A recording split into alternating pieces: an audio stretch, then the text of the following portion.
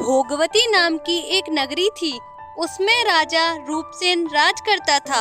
उसके पास चिंतामणि नाम का एक तोता था। एक दिन राजा ने उससे पूछा, हमारा ब्याह किसके साथ होगा?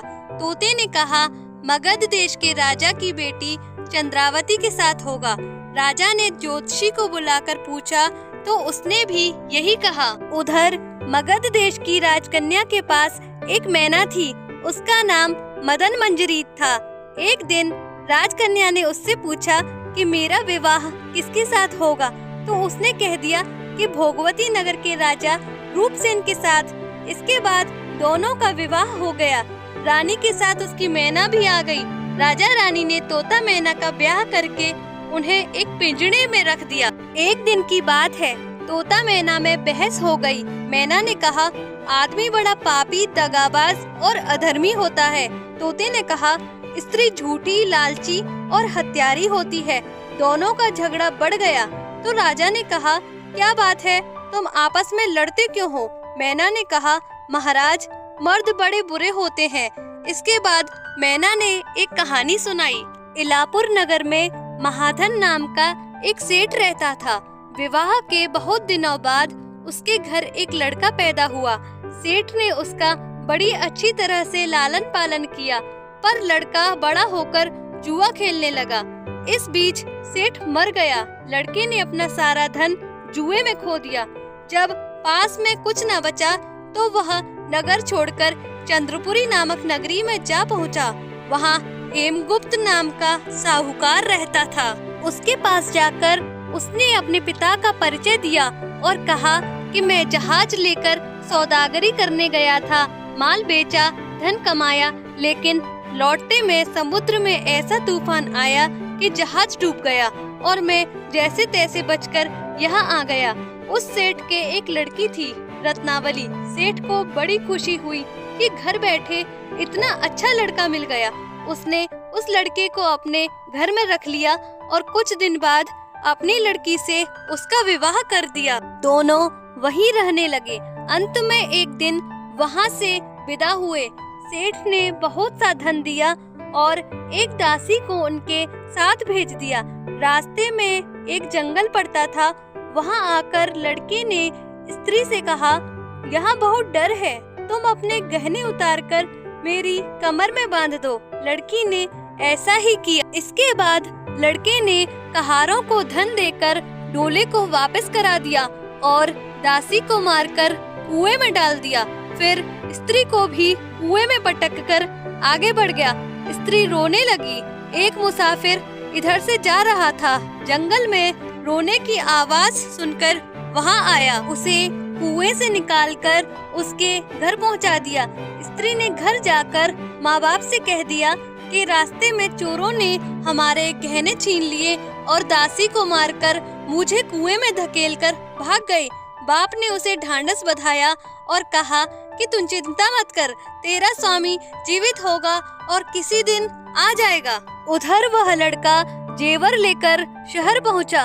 उसे तो जुए की लत लगी थी। वह सारे गहने जुए में हार गया। उसकी बुरी हालत हुई तो वह यह बहाना बनाकर कि उसके लड़का हुआ है, फिर अपनी ससुराल चला। वहां पहुंचते ही सबसे पहले उसकी स्त्री मिली। वह बड़ी खुश हुई। उसने पति से कहा, आप कोई चिंता न करें, मैंने यहाँ आकर दूसरी ही बात कही है।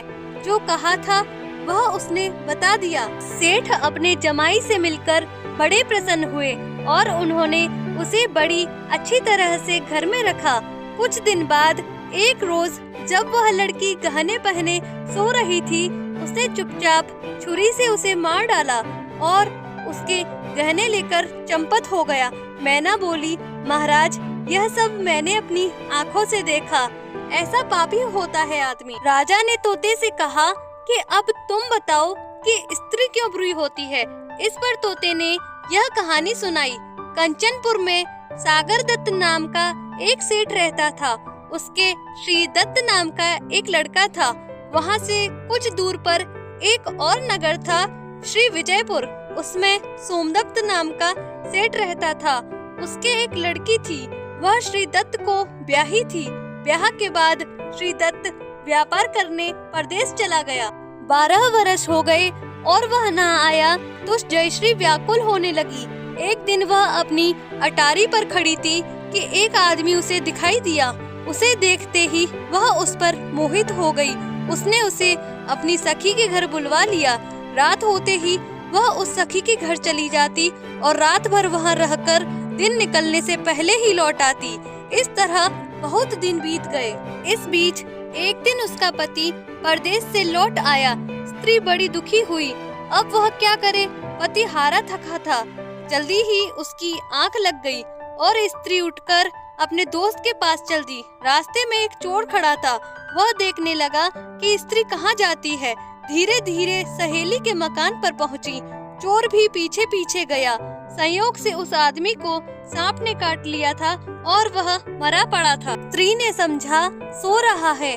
वहीं आंगन में पीपल का एक पेड़ था जिस पर एक पिशाच बैठा यह लीला देख रहा था।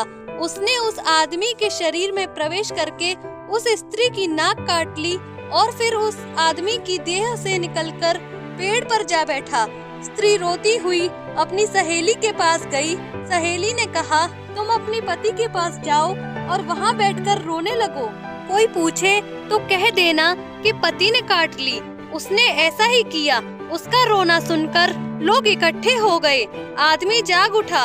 उसे सारा हाल मालूम हुआ तो वह बड़ा दुखी हुआ। लड़की के बाप ने कोतवाल को खबर दे दी। कोतवाल ने उन सबको राजा के पास ले गया। लड़की की हालत देखकर राजा को बड़ा गुस्सा आया।